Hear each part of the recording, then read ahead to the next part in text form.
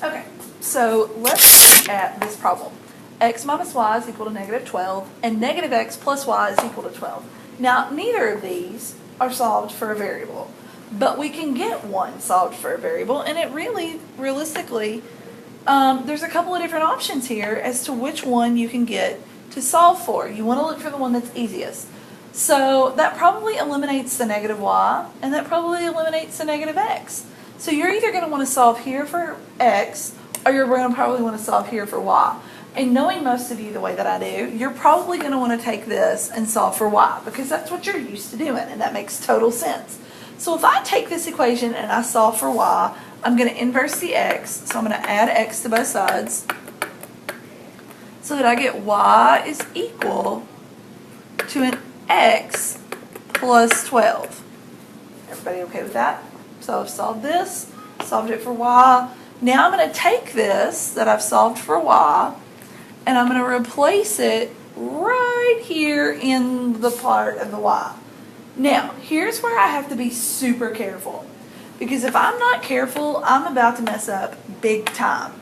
And here's where I'm going to say that the majority of you probably messed up. So pay super close attention to what I'm about to do. So this is going to be x minus, and then this whole thing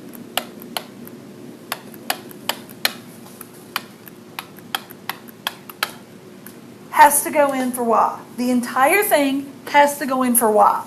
Now there's a negative here, and that negative has to be distributed to both of the things. It's like a negative 1.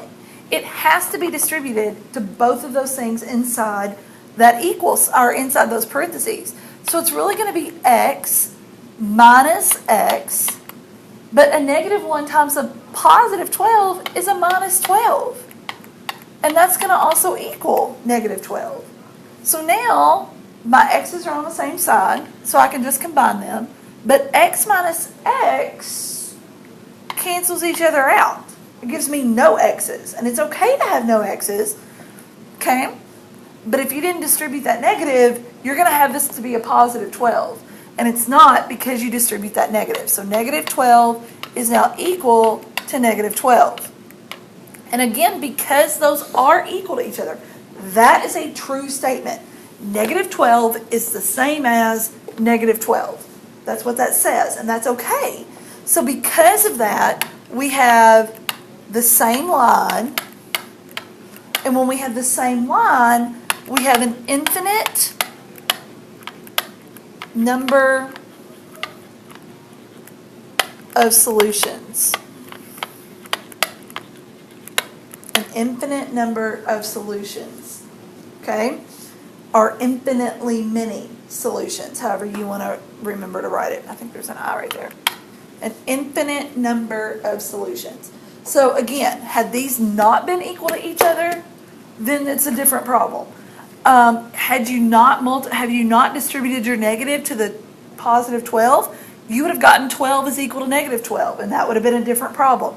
So that's where you have to be really careful with your negatives, and just make sure that you distribute that when you do. Now, if you had solved here for x, and when you replaced it, you would still have to multiply that by negative 1. So either way, you're going to end up with the same line and an infinite number of solutions.